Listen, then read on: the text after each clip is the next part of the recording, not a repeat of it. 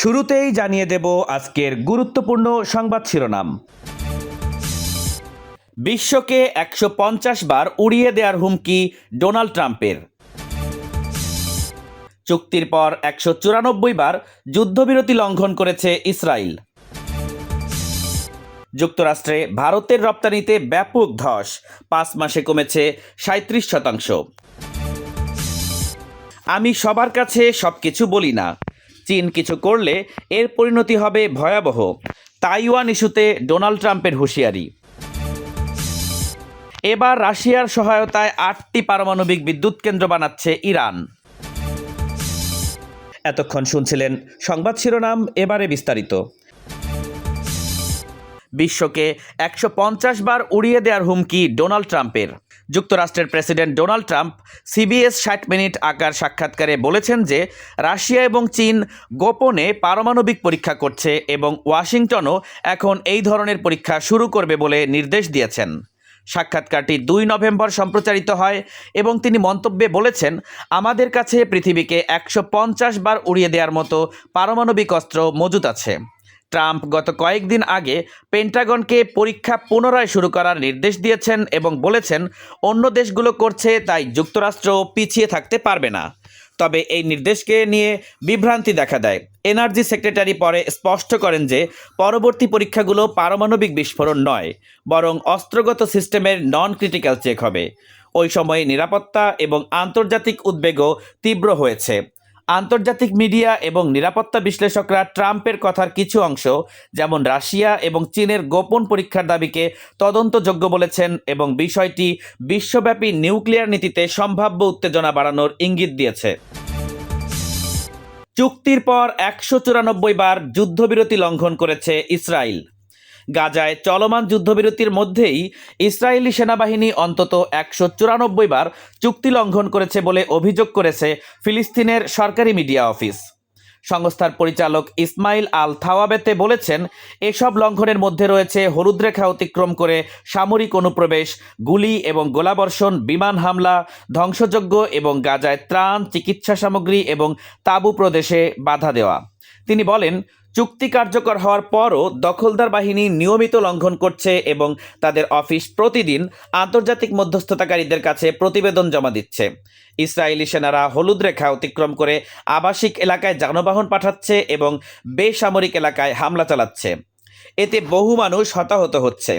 হলুদ রেখা হলো গাজা শহরের দক্ষিণ এবং খান ইউনুসের মধ্যবর্তী অদৃশ্য এক বিভাজন রেখা, যেখান থেকে ইসরায়েল ১০ অক্টোবর সেনা প্রত্যাহার করেছিল। থাওয়াবতে আরও জানিয়েছেন, ইসরায়েল এখনও ত্রাণ কনভয় এবং বিদেশে চিকিৎসার জন্য রোগী সরানোর অনুমতি দেয়নি এবং ওষুধ এবং চিকিৎসা সরঞ্জামের প্রবেশও বন্ধ রেখেছে। ২০২৪ সালের মে থেকে রাফা ক্রসিংয়ের ফিলিস্তিনি অংশ নিয়ন্ত্রণ করছে, যেখানে ভবন ধ্বংস এবং চলাচল নিষিদ্ধ করা হয়েছে। ১০ অক্টোবর থেকে মাস শেষ পর্যন্ত অনুমোদিত ১৩,২০০ ট্রাকের মধ্যে মাত্র ৩,২০৩টি গাজায় প্রবেশ করেছে, যা মাত্র ২৪%। যুদ্ধবিরতি প্রটোকলের ধ্বংসস্তূপের নিচে আটকে থাকা মৃতদেহ উদ্ধারের জন্য ভারী যন্ত্রপাতি প্রবেশের কথা থাকলেও বাস্তবে সেটি কার্যকর হয়নি। কেবল ইসরায়েলি বন্দীদের মৃতদেহ উদ্ধারে সীমিত কিছু যন্ত্রপাতি প্রবেশের অনুমতি দেওয়া হয়েছে। যুক্তরাষ্ট্রে ভারতের রপ্তানিতে ব্যাপক ধস, ৫ মাসে কমেছে ৩৭%। চলতি বছরের মে থেকে সেপ্টেম্বর পর্যন্ত ভারতের যুক্তরাষ্ট্রের রপ্তানি ৩৭.৫% কমেছে বলে জানিয়েছে think tank global trade research initiative.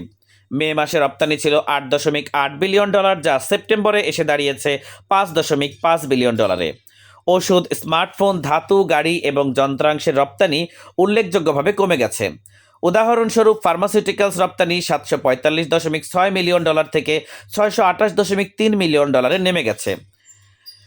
শিল্প ধাতু এবং গাড়ি যন্ত্রাংশের রপ্তানি ৬০০ মিলিয়ন থেকে ৫০০ মিলিয়নে হ্রাস পেয়েছে। এছাড়া অ্যালুমিনিয়াম ৩৭%, তামা ২৫%, গাড়ির যন্ত্রাংশ ১২%, লোহা ইস্পাত ৮% কমেছে।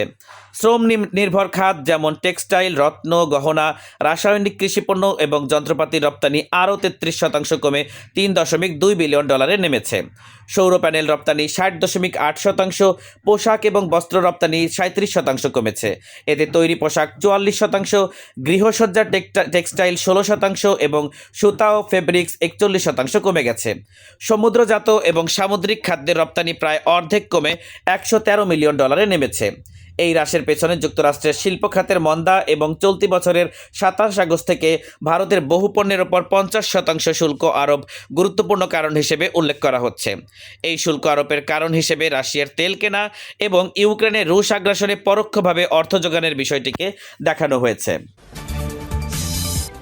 আমি সবার কাছে সব কিছু বলি না, চীন কিছু করলে এর পরিণতি হবে ভয়াবহ। তাইওয়ান ইস্যুতে ডোনাল্ড ট্রাম্পের হুঁশিয়ারি। যুক্তরাষ্ট্রের প্রেসিডেন্ট ডোনাল্ড ট্রাম্প বলেছেন, তার মেয়াদকালে চীন তাইওয়ান নিয়ে কোনো পদক্ষেপ নেবে না, কারণ বেইজিংয়ের কর্মকর্তারা তার কাছে আশ্বস্ত করেছেন যে তারা এর পরিণতি ভালোভাবে জানে। তিনি সিবিএস নিউজকে দেয়া সাক্ষাৎকারে বলেছেন, চীনের প্রেসিডেন্ট শি জিনপিং এবং তার কর্মকর্তারা নিশ্চিত করেছে যে ট্রাম্পের প্রেসিডেন্ট থাকা অবস্থায় তারা তাইওয়ানে কিছু করবে না।